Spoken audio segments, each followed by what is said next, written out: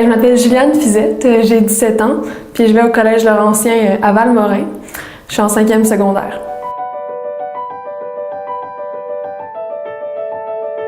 En fait, ce livre-là, pour moi, c'est vraiment un appel au secours de l'environnement dans lequel j'ai comme exprimé mes craintes en ce qui concerne la Terre de demain, qui est en fait pourquoi mon livre s'appelle comme ça. Parce que pour moi, l'environnement, c'est vraiment une de mes principales préoccupations, parce qu'on a tendance à l'oublier, mais comme la nature, c'est elle qui nous nourrit, qui nous abreuve, qui remplit nos poumons même, donc je pense qu'on se doit la préserver. Ça faisait longtemps que ça me tentait de faire comme un projet pour faire une petite différence, même si c'est pas grand-chose, mais c'est vraiment cette année, c'est de ma 5e secondaire, que je me suis décidée à agir, parce qu'à l'école, on devait faire un projet passion, sur ce qu'on voulait en fait. Puis là, c'est là que j'ai décidé de saisir l'occasion de me lancer dans l'écriture de mon premier livre. Et j'étais vraiment très déterminée à faire ce projet-là parce que j'avais vraiment un message à transmettre, j'avais quelque chose à dire. Finalement, j'ai réussi à aller jusqu'au bout de ce projet-là, aller jusqu'au bout d'un rêve et faire une petite différence.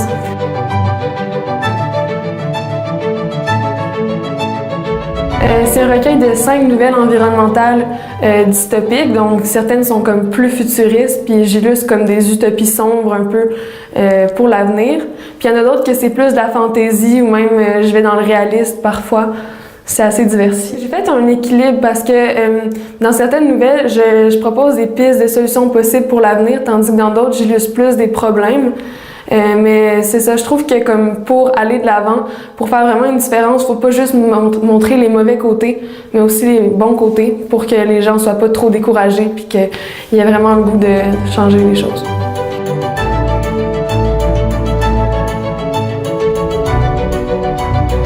En fait, ça a commencé par une recherche. Avec l'école, on est allé à la Bibliothèque et Archives nationales du Québec, là, à Montréal. Puis là, j'ai comme un peu cherché sur différents problèmes, différentes solutions à propos de l'environnement. Puis une fois que ça a été fait, j'ai fait comme un plan pour mes 5 nouvelles. J'ai décidé d'aborder plusieurs problèmes. Donc, il y en a que c'est plus sur la déforestation, il y en a que c'est plus sur l'attitude des politiciens vis-à-vis de l'environnement. Ça traite de plusieurs choses. Donc, c'est ça. J'ai écrit pendant environ 5 mois.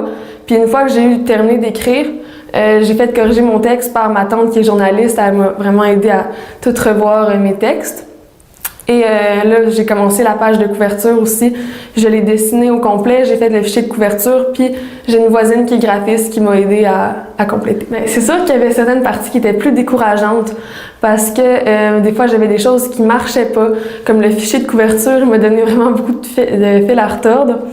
Parce que j'arrivais pas à convertir les couleurs, j'arrivais pas à faire les lignes de coupe. Et c'est ça, là, je me suis fait aider, donc c'est comme ça que j'ai réussi à venir à bout du projet.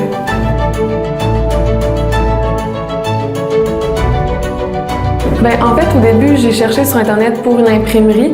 Puis là, je suis tombée sur Bouquinbec, puis je me suis dit que genre ça correspondait vraiment à ce que je voulais.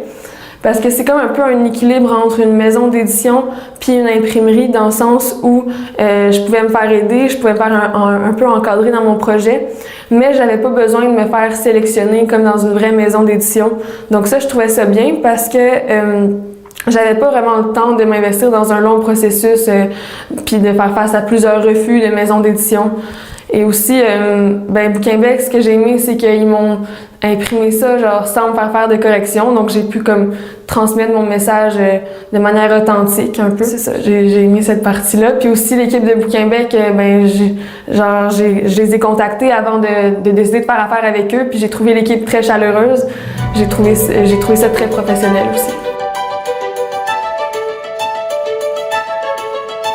En fait, j'espère juste rejoindre le plus de personnes possible parce que mon but, c'est vraiment de sensibiliser les gens puis de les faire réfléchir non seulement à leur impact sur l'environnement, mais aussi à des pistes de solutions possibles pour l'avenir.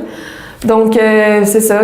Il va être à la Bibliothèque nationale, puis j'espère qu'il y a des gens qui vont le consulter. Puis aussi, je vais vendre quelques exemplaires pour qu'il soit plus accessible aux gens.